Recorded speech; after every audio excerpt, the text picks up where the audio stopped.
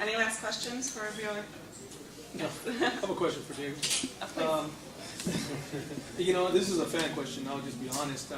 When you were in trouble during that fight, you pulled down something from deep within you to finish that fight off. And I just want to know, how badly were you in trouble?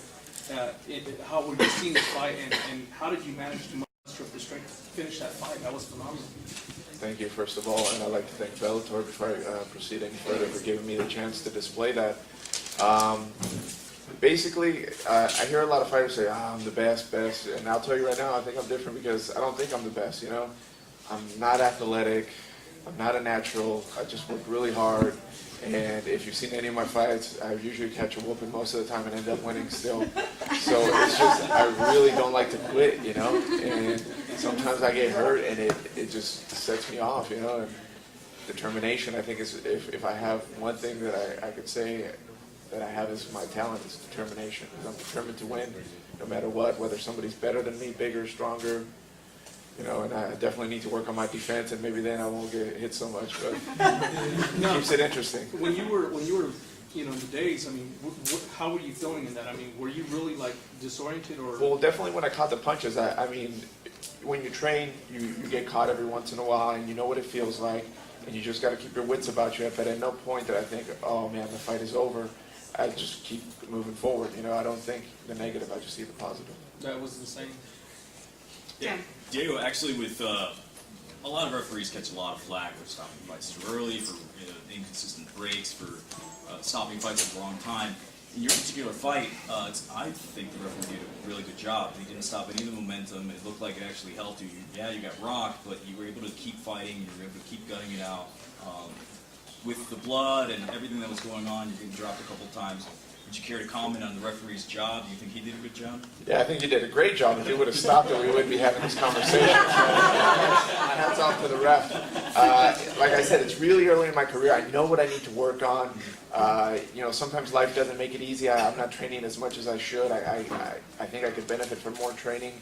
But I even had a talk with the ref because I know this about myself, that this has happened before, and I told him, hey, ref, man, if I get hurt, just please don't stop it until you don't see me moving, you know? and he listened, man, so it was great. It got great.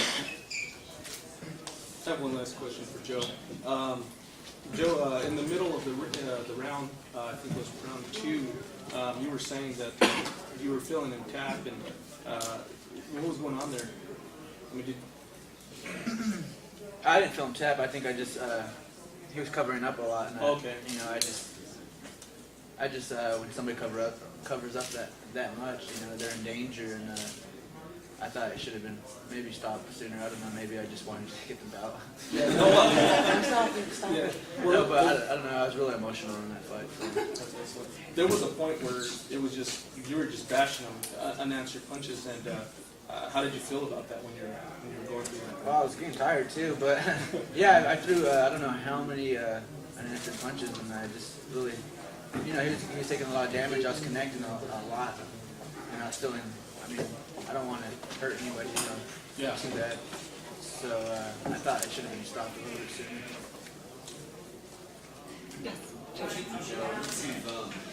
Follow those gloves and all that headgear. What are you going to do with the rest of the month?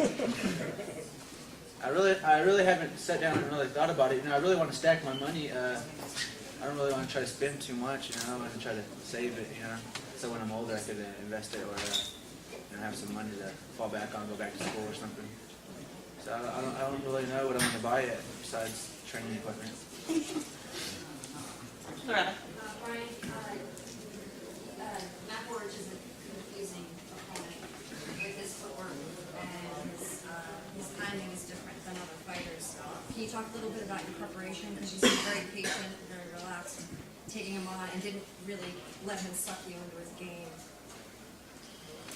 First, I'd like to thank God, all praise and glory to God. You know, I do all my strength through him. He gets me through it.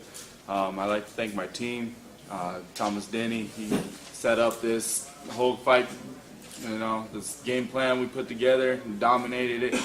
You know, so it was just a well-put game plan that I had a lot of belief in. I thank my team, you know. Lamar Giles came out and opened up the show for Bellator, you know, we thank Bellator very much having us opening these opportunities. My cornermen, it's just all belief in them. You know, they believe in me, we believe in each other. Armando Montoya, Rick Legier, Leia came down from Canada. So it's just 100% belief in my team that what we put together, you know, it's more on I'm confident in my training rather than other people's game plans. You know, the opponent becomes irrelevant rather than me thinking on what they can do. It was a different style for me. I'm used to chasing, being the aggressor, so it was definitely open up for my footwork and just trying to put the game plan, keep it in tune. You know, so it was a good experience fight for me. You know, so now I'm just ready to move on upper. See what other opportunities open up and take it from there. Yes, Chris. Oh. Yair, no te olvides que también es campeón. Ya después de tu recuperación, ¿qué más puedes hacer con tu carrera? Bueno, estoy en un momento muy difícil porque llegó un momento donde tengo que elegir una carrera, la de ingeniero bioquímico o la de peleador, y eso es muy difícil. Gracias. Chris.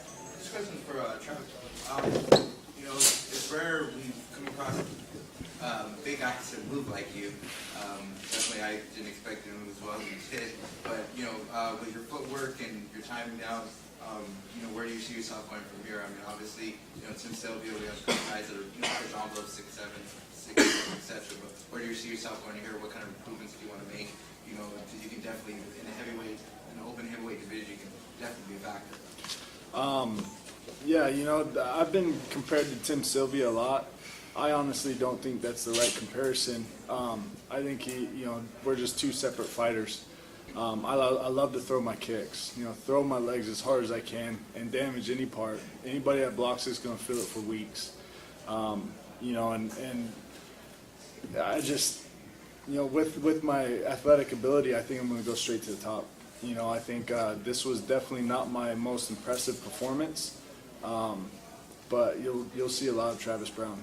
And you wonder what was keeping him going as far as in the clinch. I mean, you definitely landed a couple hard knees running through there, but you know, were you gassing yourself out with those knees at all? You know, it wasn't the knees that I was gassing out. It was just a combination of I knew that he has awkward timing. So when he throws something, you're kind of surprised, and when you're throwing something on him, he moves in a different way than most fighters do. And I knew that going into the fight. I knew he's a tough competitor. I knew he can take shots. So my game plan honestly was to go the 3 rounds with him, do as much damage as I can. You know, hats off to him. He's a tough guy. Not a lot of guys can take, you know, those kind of knees and kick and keep going, you know, keep moving forward. I think he had a great game plan for me. You know, just keep it moving, keep on his feet. I know he's a smaller heavyweight. I think he usually fights at 205, which is, you know, naturally going to make him a lot quicker. So I think it was a tough fight. You know, he gives, I think, anybody a run for their money. Thank you very much. Yes.